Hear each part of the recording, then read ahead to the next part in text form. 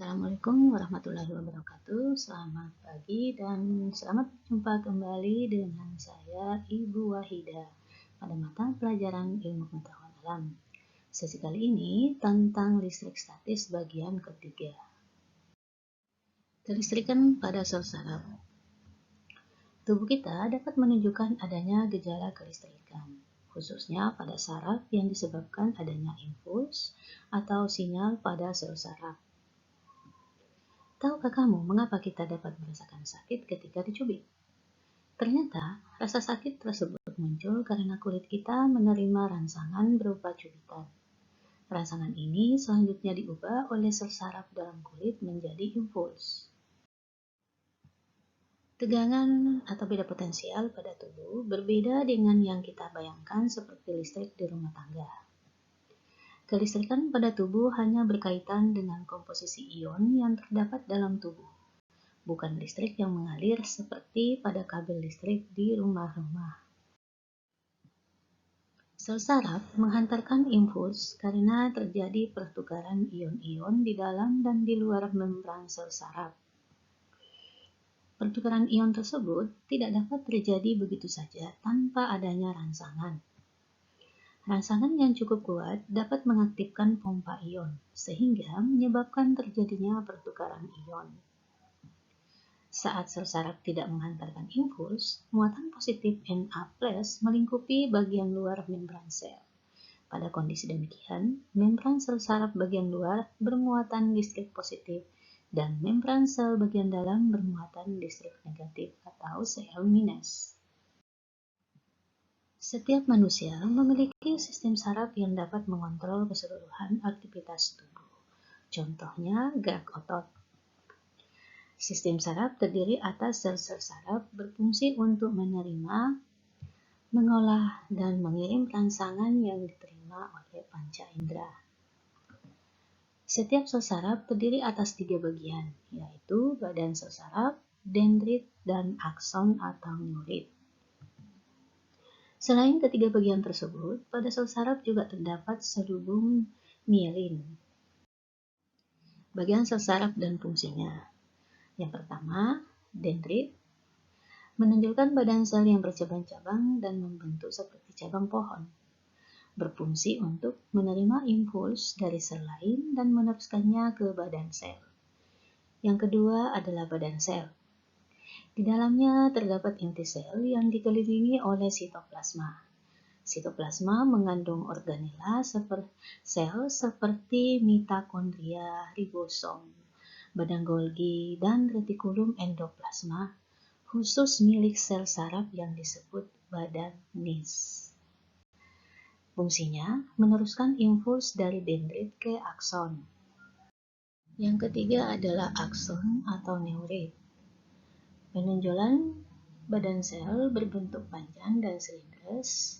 Setiap satu sel saraf hanya memiliki satu akson. Ujung akhir akson disebut dengan terminal akson. Terminal ini memiliki beberapa percabangan dan berbonggol. Pada bonggol inilah akan dilepaskan neurotransmitter dan disebut sebagai bonggol sinaptik.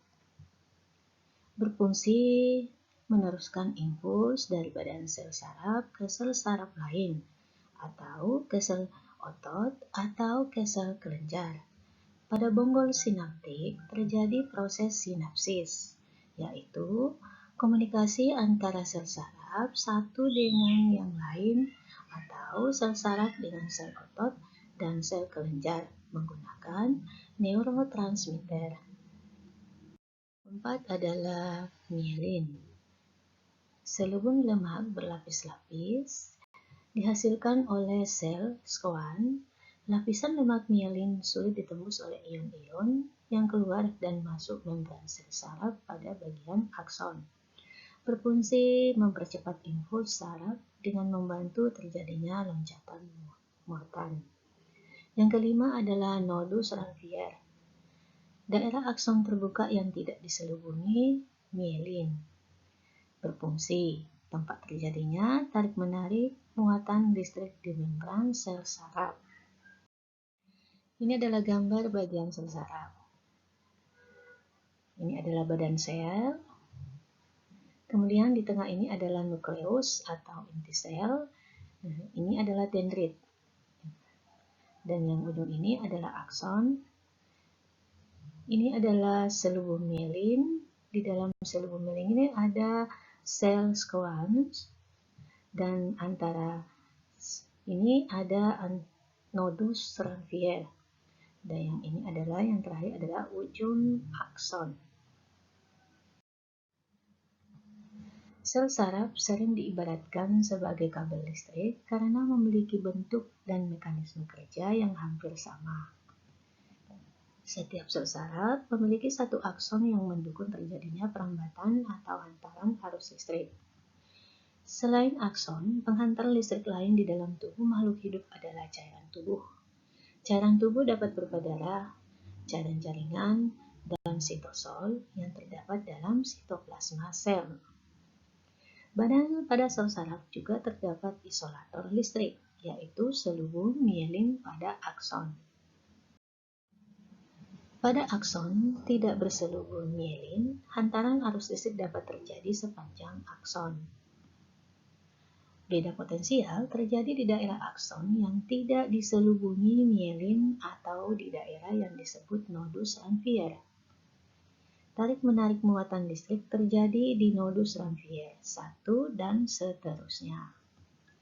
Dengan demikian, selain berfungsi sebagai pelindung akson, mielin juga dapat mempercepat terjadinya loncatan muatan listrik pada saraf. Selanjutnya materinya hewan-hewan penghasil listrik. Yang pertama adalah ikan belalai gajah. Ikan belalai gajah banyak ditemukan di sekitar sungai di Afrika Barat dan Afrika Tengah. Ikan ini berwarna gelap dan memiliki mulut menonjol yang memanjang sehingga disebut ikan belalai gajah.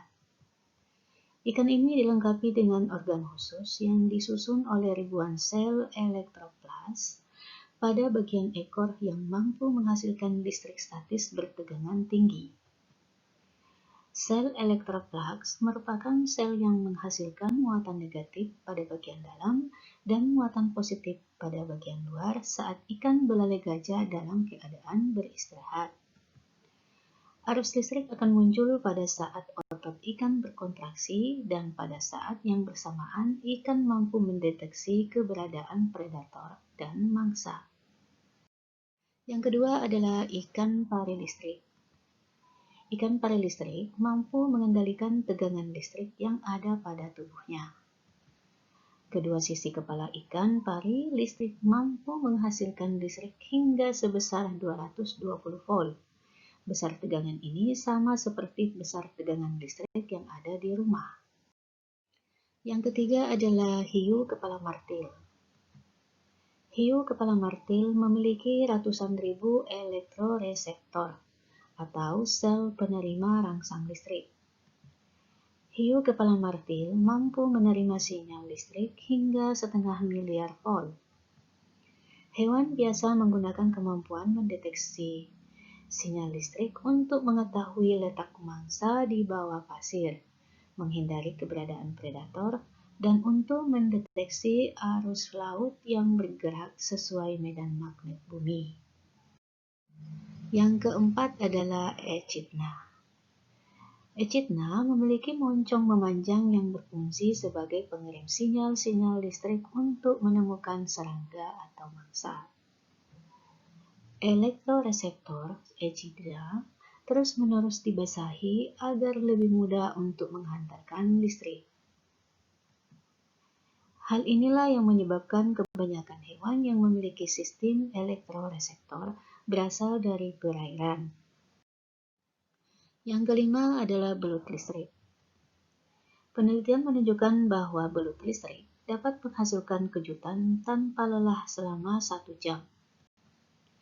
Besarnya jumlah energi listrik yang dihasilkan diyakini dapat menyebabkan kematian pada manusia dewasa.